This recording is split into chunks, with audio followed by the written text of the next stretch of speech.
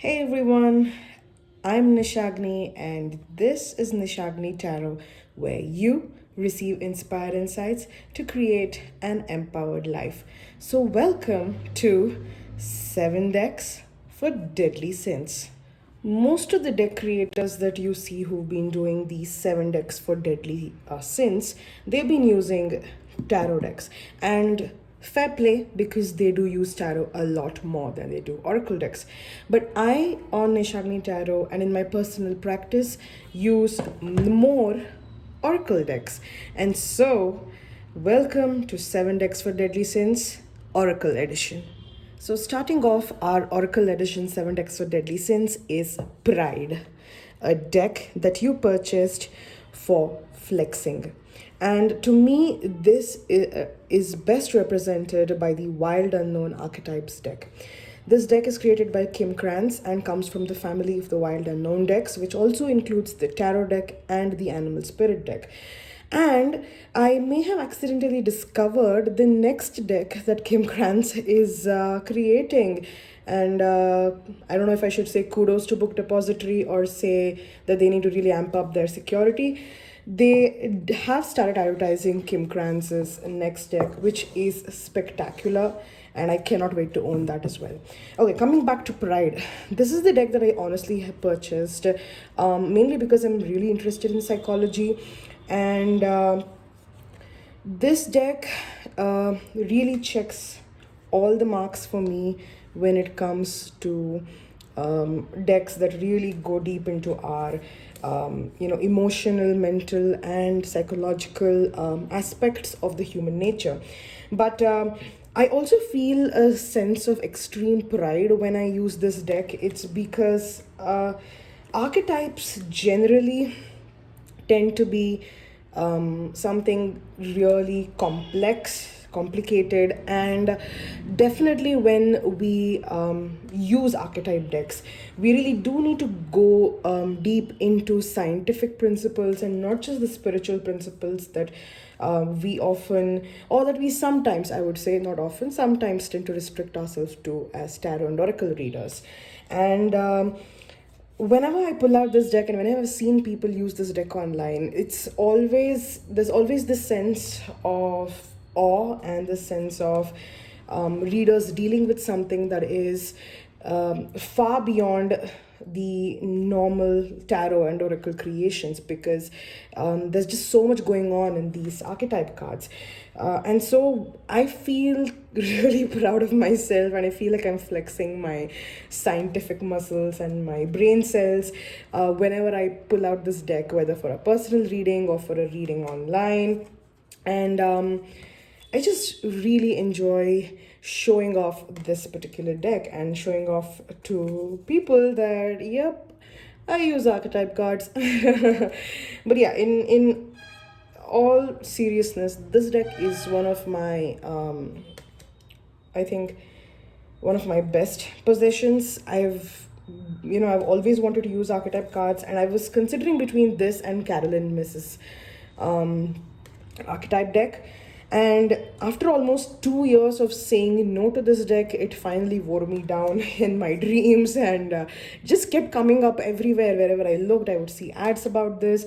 When I would sleep, I would dream of this deck. And finally, I knew that, yep, this is the universe telling me, get your hands on the Wild Unknown Archetype deck and do it quickly. So, yep, this is my deck for flexing. And this is what I use to represent Pride for my 7 decks for Deadly Sins lineup. The next deck in our lineup signifies Greed, a deck that I only use for myself or that I don't share with others and pretty much hogged all to myself. And that, my friends, is the Living Altar Oracle deck. Look at the mammoth size of this deck of cards. I mean, the box itself is humongous. All right, let's get into it. Now, if you have been a part of my channel for some time, you will know that this deck is my absolute favorite. It is a magical deck in the sense that it was created by magical practitioners. And every card in this deck has been charmed. There's been a spell worked on it, and it's been created for magical workings.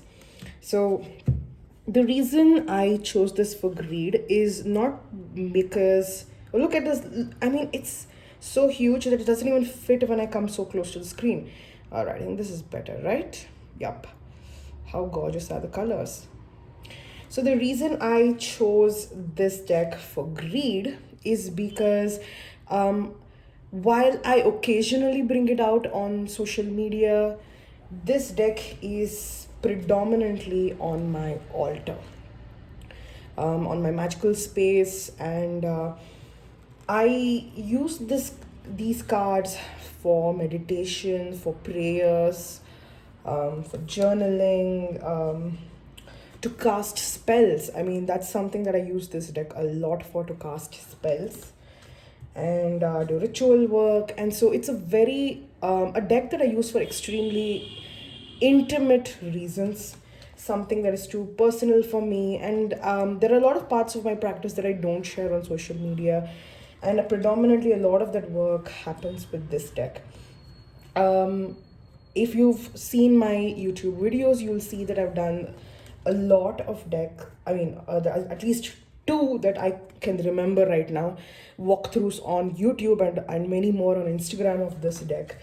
And these are the spell cards. This is what they look like. And as you can see, that they have hair and wax and thread and absolutely everything organic, or, you know, plants and animal fur and so on. So yeah, what was I saying?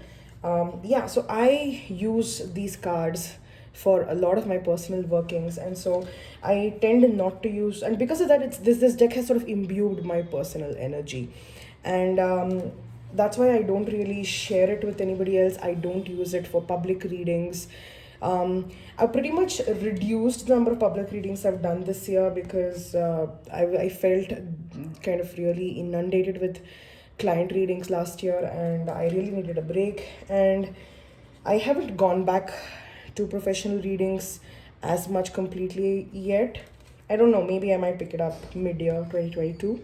I haven't decided. But I don't use this deck for my client readings. I don't use this deck for my social media as much. I mean, you will find them, but not as much. And I'm pretty much really possessive about this deck. And if I could save one deck out of all my decks and just keep one deck for the rest of my life, it would be the Living Altar Oracle. It's because I have really experienced exceptional changes in my personal life ever since I purchased this deck. And yeah, I believe that it is imbued with magic, and it is imbued with my magic, and so it is mine and mine alone, and I will be greedy with this, and therefore this is what makes me choose the Living Altar Oracle as the representation of greed, a deck that I keep for myself and that I don't use for anybody else. Continuing on with the 7 decks for deadly sins, we have Wrath, a deck that you're really angry at. And after some deliberation, I did pick a deck, and it was this one, the Wild Unknown Animal Spirit Oracle. There are a couple of reasons why I am angry at this deck. Just because I've picked it for Wrath, it doesn't mean that I don't use this deck. I actually do use this deck quite frequently in my rotation, but I'm not particularly happy with this deck, and a large part of it stems to the guidebook of this Oracle deck. So first off, I know that there are a lot of people online in the Tarot and Oracle community who actually really like the guidebook for this deck. Unfortunately, the guidebook has really fallen short for me, and really hasn't done much for me in terms of helping me use this deck, because I feel Kim Krantz has done a really shoddy job with the guidebook with this one. The guidebook just falls flat. A lot of the information that Kim Krantz has written in the guidebook does not correspond with the actual behavioral and geographical characteristics of the animal. And the reason I say this is because, and yes, it does, this will explain why I really feel like the creators dropped the ball with the guidebook on this one, is that I genuinely do know a lot more about animals than most people do. And that's mainly because I have been extensively studying animals, and that's because that's a passionate hobby of mine. I've been reading a lot of books and blog posts and articles and research papers and so on. And I genuinely do have above average knowledge about the wild animals and flora and fauna. So compared to many people, I wouldn't say everyone, many people. And this is another card I want to talk to you about, so I'm just keep it aside. So that's why when I read the guidebook that the creator has made, I feel like it really misses the the realistic information about the animals.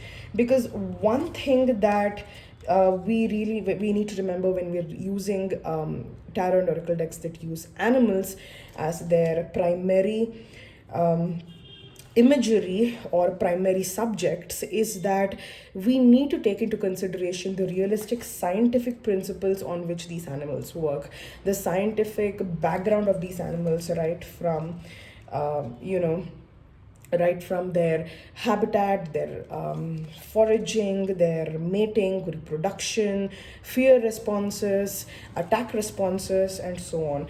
And I feel like the guidebook has been written with some of the animals written in an almost Disney-like way, wherein it's sort of very cartoonish and caricaturish.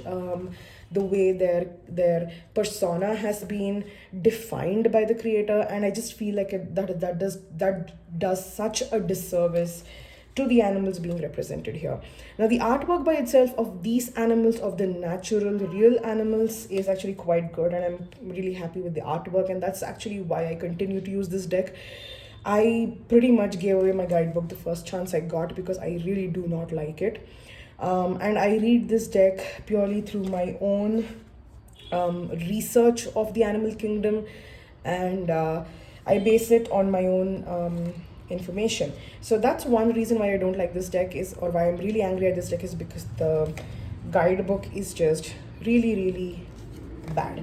And another reason why I find I have a problem with this deck is because of cards like this. So this dragon card, for example, is part of the 7 primordial, or super energies that the creator has sort of delineated from the real animals and into the fantasy animals who represent the different chakras. So first off, I feel like this diagram, compared to, let's say, this one, which is so realistic of a lion, and compared to this, which is just an eye, this could have very well be just a lizard's eye or a Komodo dragon's eye, not a real dragon, as Kim wants us to tap into when we receive this card. And I feel like the artwork here could have been substantially better, rather than just keeping it this way. And this was a missed opportunity, these kinds of cards. Similarly, with the Phoenix, I really feel like the Phoenix had been drawn rather than just the fire energy with just a set of wings, because how hard is it to draw a Phoenix for someone who is this talented? I mean, because I will admit, Kim Krantz is incredibly talented. I have all of her decks, and I will continue to buy more of Kim Krantz decks because I do believe in her work and I do believe in her as an artist. It's just that cards like this really make the entire deck look really shoddy, and I just feel like they had done a better job.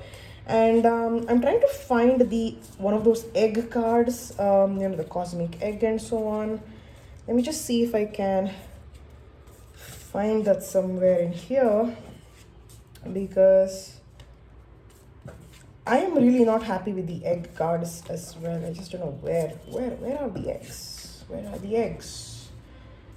Oh yeah, here it is. Yep, the egg cards. This is another reason I don't like. First off, like I said, not really inspired. I mean, what is the point of having two different eggs, not just one egg, but two different eggs in this deck. And secondly, I feel like the creator has really tried to force the whole chakra system into the animal spirit oracle deck when it was not really necessary. And one thing that I've been noticing a lot is how a lot of non-Hindu practitioners really try to divorce Hinduism from the chakra system and from yoga, all of which Kim Krantz herself has taken inspiration from.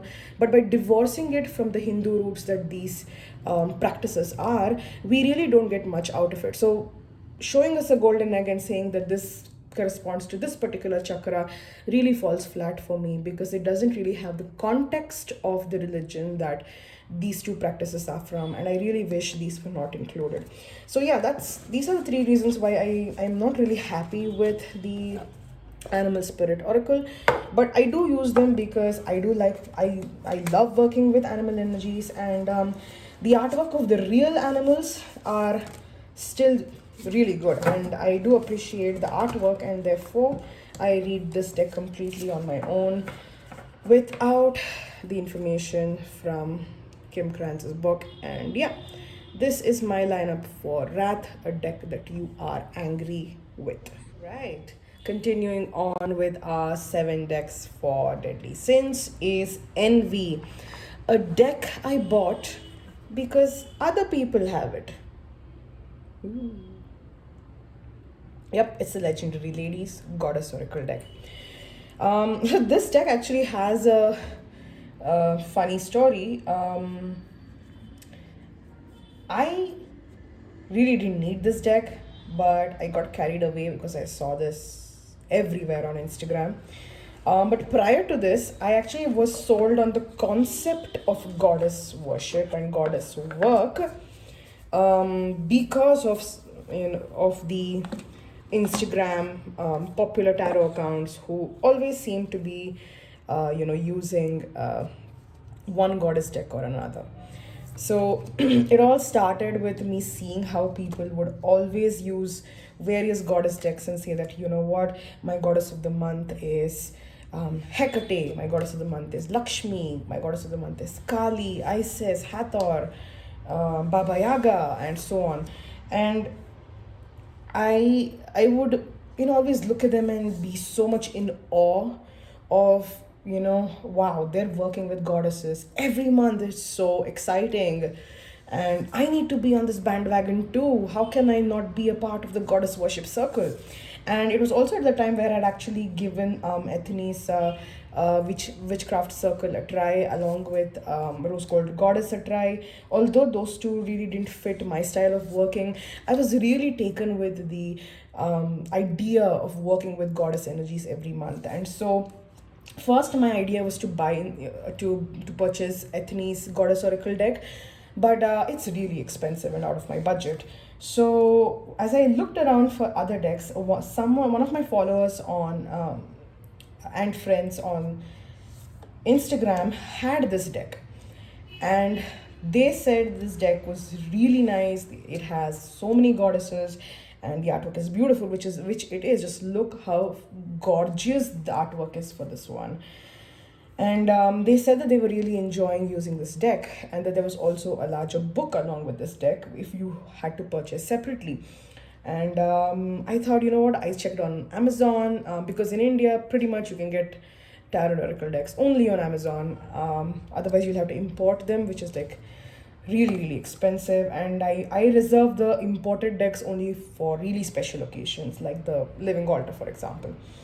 So this deck was inexpensive, and yeah, I picked it up. Oops, there you go. And when I got it, this is quite slippery.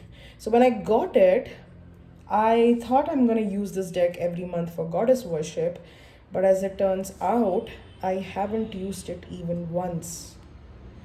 And that's mainly because I'm not able to connect with any of the goddesses except for my own, which is the Hindu goddesses. And right now I have a deck that's pretty much unused, brand new, with amazing artwork and amazing potential, and I don't know how to use it. I considered just making this a study deck to learn about cultures And you know what? It would work really well for that. I can just pick a card for the month and I can just study the goddess, and I don't need to really worship them, but I can just study the goddess, her stories, her origin stories, the demons or devils that they faced, and who they, you know, defeated using their magical powers and so on. So yeah, I'm considering making this a study deck, but this is a deck that I really didn't need. Oops. And I feel like sometimes it is a wasted investment. I don't know. Maybe it's too so soon to tell. Maybe in the future I might find some use for this. But yeah, this is the deck that I choose to represent envy, because I was envious that a lot of people had goddess oracle decks and I had none. And so I rushed into buying this deck, and as it turns out, I don't use it anymore. So that's what I'm gonna use. That's why I put this up in the lineup for envy, a deck that I bought because others had it. Continuing on with our 7 decks for Deadly Sins is Lust, a deck I bought for aesthetic purpose, or because I love the aesthetics. And one of the prettiest decks that I own is the Yogic Path Oracle by Sahara Rose Kitabi and Daniel Noel.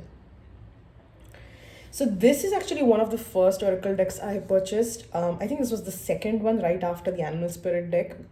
That was my first and this was my second.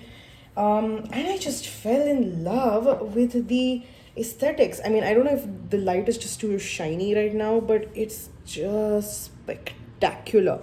The production value of this deck is just amazing. It came with such a humongous box, really beautiful finish. I don't know what the finishing is called. These are the bags, and a really delicious book which contains such colorful pages, and I just absolutely love it. The cardstock is just brilliant, one of the thickest cardstocks that I have. And another reason I really love this deck is because it uses very authentic Hindu aesthetics. Like, for example, this one, which is Shiva or Nataraja. In fact, this particular sculpture is called Nataraja because he's dancing. And so the dancing Shiva is the Nataraja. In a very simplified way, that's what I'm saying. A lot of, I genuinely and generally do not try to buy Hindu decks or decks which use Hinduism or Sanskrit or yoga as their content. I try not to buy because I feel like most of them are so culturally appropriated, and they just do not, and the creators don't have any idea about Hinduism to create the deck. For example, the Ganeshan Village Tarot, the Kali Oracle, and there's one more new deck that one of my friends on Instagram showed me, where the creator, I mean, they had posted this on Facebook, and they'd use such dismissive language, like maybe Hindu, maybe Jain, I don't know. I mean, you're the creator of a deck. You should pretty much know by now which religion something is from. So it just reeked of disrespect. I'm not able to recollect the deck. If I do, I will put it in the comments or the description. But yeah, so I generally try not to buy Hindu specific decks, especially by white creators or by non-Hindu creators, because they just don't know what they're talking about. But Sahara has done a really phenomenal job with this deck. I do follow her podcast, and when I listen to her backstory, she has spent her fair share of time in India learning from Indian gurus, and therefore her legacy and her heritage of creating this deck is legit. It checks out. And so this is the only Hindu deck by a non-Hindu practitioner that I actually really enjoy, and the aesthetics are just stunning. And I normally don't go for such well put together decks. If you Now that you see my collection, a lot of them are like the Living Altar, which is like really messy and just filled with energy. Oops. A lot like me. And because I believe in that kind of raw energy. But this deck really just does something for me. I can just keep it up on my altar. Or I can just, put it up somewhere. I can just see it just to make myself feel better. I can do journaling with it. I can even gift this particular deck to other people who may be interested in starting with their tarot and oracle work, or maybe just someone who wants a deck like this to meditate on. It's just a really, really beautiful deck. So yeah, this is why I choose it for lust, because this deck is, oh, look at how gorgeous this is. This deck is absolutely spectacular. The production quality of this deck is amazing. Card stock is amazing. Book is really good, very rich in content, and just look at the artwork. This is India, guys. This is India. There's like all color and flamboyance and warmth and happiness and love just coming your way. This is India, this is Hinduism. So yeah, this is Lust, a deck that I chose because it's aesthetic and it's really grown on me on a spiritual level as well. I absolutely love this deck and I recommend it to everyone. Going on to the next one is Gluttony, a deck I didn't need but I purchased anyway. And for that, I have two picks. One is the Runes for Modern Life. Now, this deck, it was on my wishlist for quite some time. I didn't really need it because when I purchased this deck, I wasn't really using tarot and oracle for divination purposes. And even now, I don't really actively use it for divination, so I don't really need it because at the end of the day, runes are predominantly used for divination. But I really loved the concept of having actual cards with a thick guidebook because we don't see a lot of rune decks coming with guidebooks, and this was pretty good. Like, for example, it's got a full page write up next to the card, and so yeah, I felt like it would be a great way to learn runes. This is what the backs look like. It's quite I don't know, it kind of reminds me of the Voynich manuscript for some reason. I don't know why. But yeah, the cardstock is amazing again with this one, and the colors are really good too. And what I really liked about this is that it uses very real life examples, like everyday examples, to illustrate the meaning of the runes.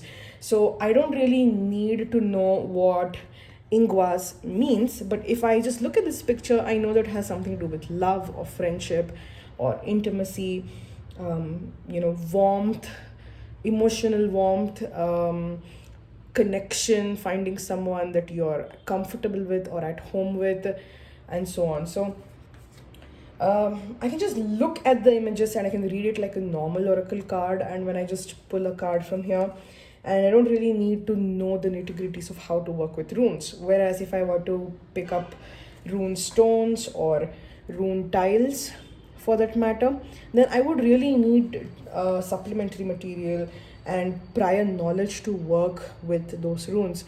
So to me, this deck is really helpful in learning runes. It is a learner's deck, but even if you don't want to use it as runes, I think you can use it as an oracle deck by itself, although that would kind of defeat its purpose, don't you think? So yeah, this was the deck that I didn't need because, like I said, I didn't practice divination actively, and actually one of my cartomancy goals for this year is to start kind of experimenting with the divination, because I use my cards from a psychological growth oriented perspective alone. And divination is something that's completely new to me, although I've had certain experiences where inadvertently, without my doing anything, I've sort of divined something or the other, and I've been really surprised by my accidental discovery and divination. So yeah, I do want to use this deck more frequently in 2022 and actively in as a divining tool as well. So yeah, let's see. But for now, the Runes for Modern Life is a deck that I purchased. Although I didn't really need one at that time, and I hope that I do need it this year, or rather that I do start actively using this year, and it doesn't just collect dust on the shelf. So yeah, so this is one deck that I want to mention, and another deck that I just want to mention quickly is the Affirmators deck.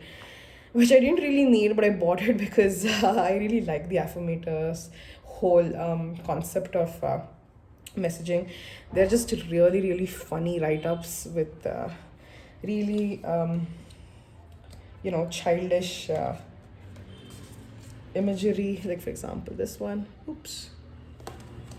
So, yeah, I do like the affirmators.